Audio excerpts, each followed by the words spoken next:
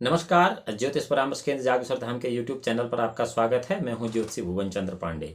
प्रिय दर्शकों, आज हाजिर हूं लेकर आपके लिए ज्योतिष में एक अच्छा विषय कि कौन से ग्रह जन्म कुंडली में उच्च का फल दे देते हैं और कैसे देते हैं। आप भी अपनी जन्म पत्रिका देखकर स्वयं यह अनुमान लगा सकते हैं कि आपकी जन्म कुंडली में कौन सा ग्रह कैसा फल देगा, और इसके बाद आप ज्योतिषियों की ठगी से भी बच जाएंगे यदि वो आपको इसके विपरीत बताते हैं। तो हम आपको बता देते हैं कि कौन से ग्रह जन्म कुंडली में उच्च का फल देते हैं। यदि आप की कुंडली में ऐसे ग्रह उच्च के हैं और उच्च का फल नहीं दे रहे हैं, तो इसका एक निदान भी है जो इस वीडियो के अंत में आपको बताया जाएगा कि आप कैसे इन ग्रहों को सक्रिय कर सकते हैं और इनका शुभ फल प्राप्त कर सकते हैं। और हाँ, यदि आप इस चैनल पर नए हैं तो ज्योतिष परामर्श केंद्र जागेश्वर धाम के YouTube चैनल को लाइक करें, सब्सक्राइब करें और बेल आइकन का बटन दबाएं। और यदि आप ज्योतिष के जिज्ञासु हैं तो आप नई नई जानकारियां तुरंत पा सकते हैं। इस पर आपको बताते हैं कौन से ग्रह जन्म कुंडली में उच्च का फल देते हैं। प्रिय दर्शकों, सूर्य यदि सिंह राशि में हो या सिंह राशि पर सूर्य की दृष्टि पड़ रही हो तो ऐसा सूर्य किसी भी जातक की जन्म कुंडली में उच्च के फल प्रदान करता है। चंद्रमा यदि वृष या कर्क राशि में हो या वृष या कर्क राशि में चंद्रमा की दृष्टि पड़ रही हो तो भी जैसा चंद्रमा जन्म कुंडली में उच्च के फल देता है। मंगल यदि मेष या वृश्चिक राशि में हो या मेष और वृश्चिक राशि में मंगल की दृष्टि पड़ रही हो तो ऐसा मंगल जन्म कुंडली में उच्च के फल देता है।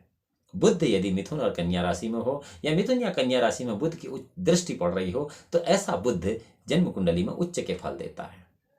बृहस्पति यदि धनु या मीन राशि में हो और या फिर कर्क राशि में हो और या फिर इन राशियों में बृहस्पति की दृष्टि पड़ रही हो तो ऐसा बृहस्पति जन्म कुंडली में उच्च के फल देता है। शुक्र यदि तुला या वृष राशि में हो या तुला या वृष राशि में शुक्र की दृष्टि पड़ रही हो तो ऐसा शुक्र भी जन्म कुंडली में उच्च के फल देता है।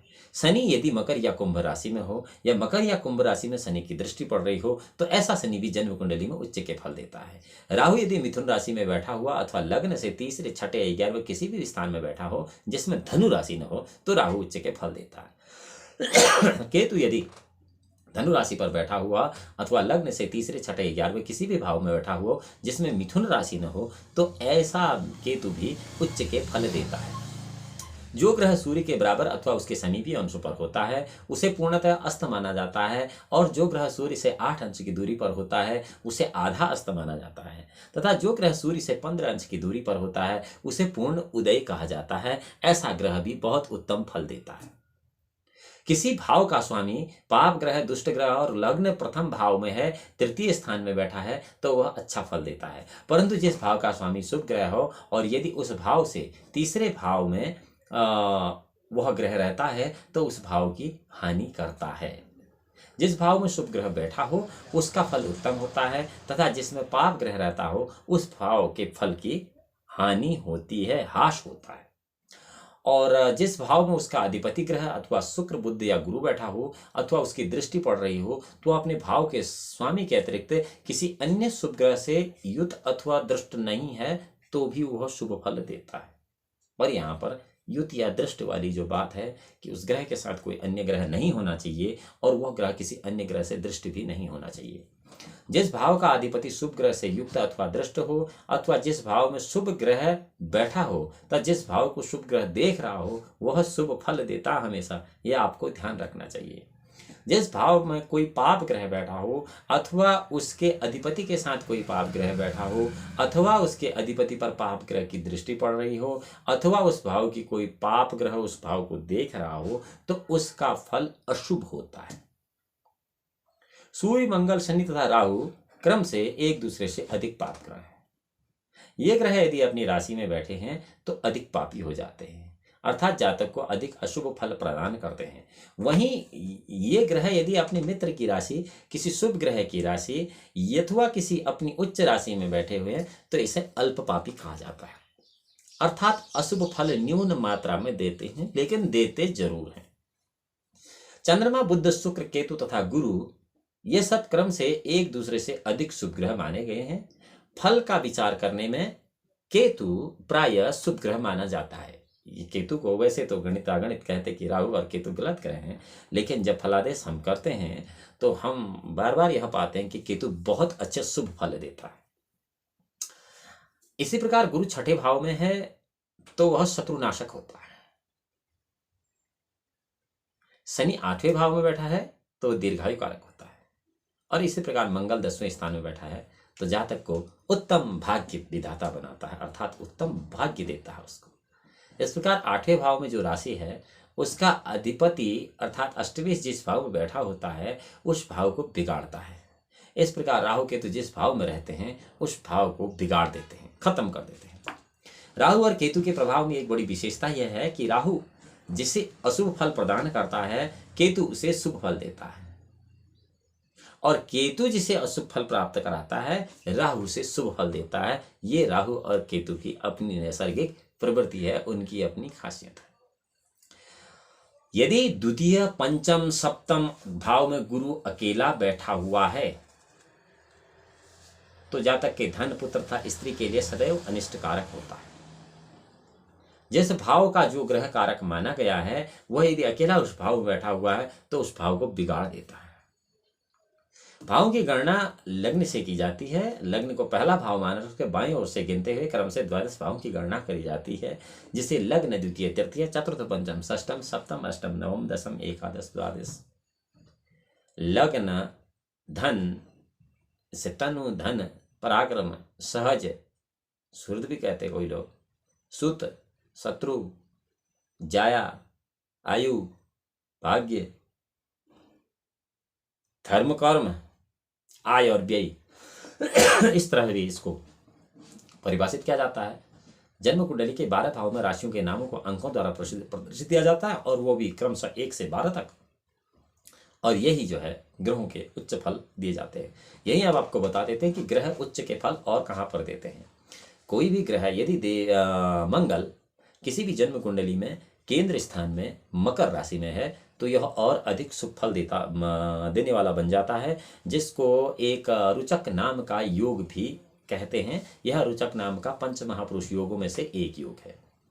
और बुध अगर किसी केंद्र स्थान में 1, 4, 7, 10 में अपनी कन्या राशि में उपस्थित है किसी भी जन्म कुंडली में तो इसे भद्र योग कहते हैं, और यह भी जातक को बहुत शुभ फल देता है।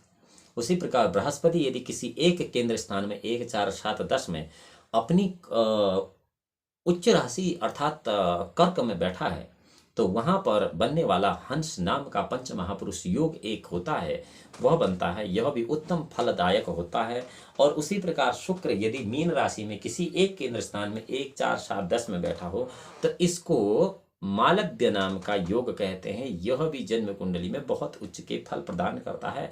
इसी प्रकार शनि से बनने वाला 5वां पंच महापुरुष योग किसी भी एक केंद्र स्थान 1, 4, 7, 10 में यदि शनि तुला राशि में स्थित है तो यह शनि से बनने वाले सस नाम के पंच महापुरुष योग का लक्षण है, और यह योग भी बहुत उत्तम फल किसी भी जातक को देता है।